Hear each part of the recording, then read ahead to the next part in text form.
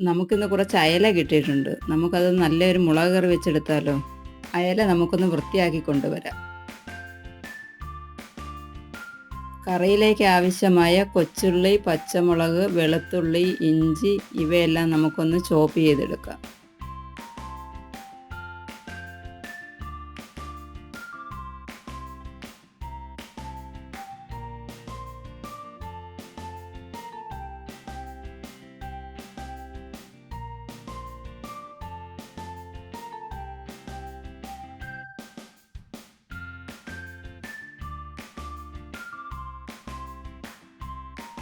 ഒരു മൺചട്ടി അടുപ്പിൽ വെച്ച് ചൂടായി വരുമ്പോൾ വെളിച്ചെണ്ണ ഒഴിച്ചു കൊടുത്ത് കടുക് പൊട്ടിക്കുക.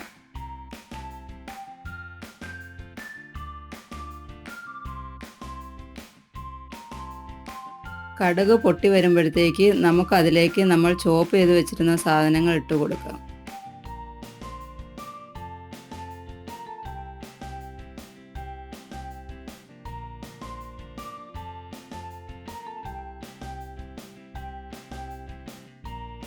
അവയെല്ലാം നന്നായി ഒന്ന് മൂത്ത് വരുമ്പോഴത്തേക്ക് നമുക്കതിലേക്ക് ആവശ്യമായ മസാലകൾ ഇട്ട് കൊടുക്കണം.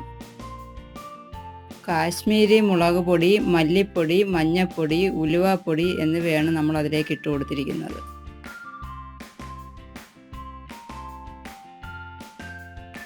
മസാലയുടെ എല്ലാം പച്ചമണം മാറി വരുമ്പോഴത്തേക്ക് നമുക്കതിലേക്ക് കുടംപുളി കൂടി ചേർത്ത് കൊടുക്കണം. ചെറിയ ചൂടുവെള്ളത്തിൽ ഇട്ട് വെച്ചിരിക്കുന്ന കുടംപുളി ആ ചെറിയ ചൂടുവെള്ളത്തോടു കൂടി തന്നെ അതിലേക്ക് ഒഴിച്ചു കൊടുക്കാം.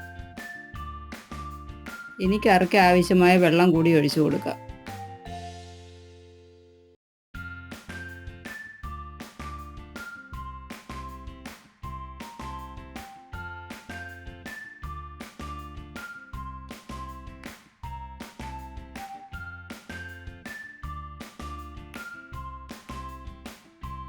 ഇതൊന്ന് ചൂടായി വരുമ്പോഴത്തേക്ക് നമ്മൾ എടുത്തു വെച്ചിരിക്കുന്ന മീൻ അതിലേക്ക് ഇട്ട് കൊടുക്കാം.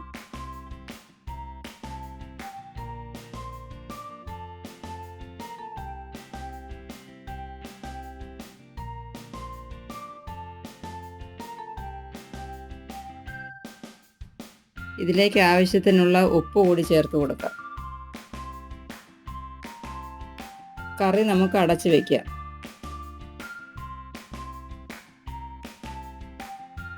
കറി നന്നായി വെന്ത് വരുന്നുണ്ട്. ഇതിലേക്ക് നമുക്ക് കുറച്ച് കറിവേപ്പില കൂടി ചേർത്ത് കൊടുക്കാം.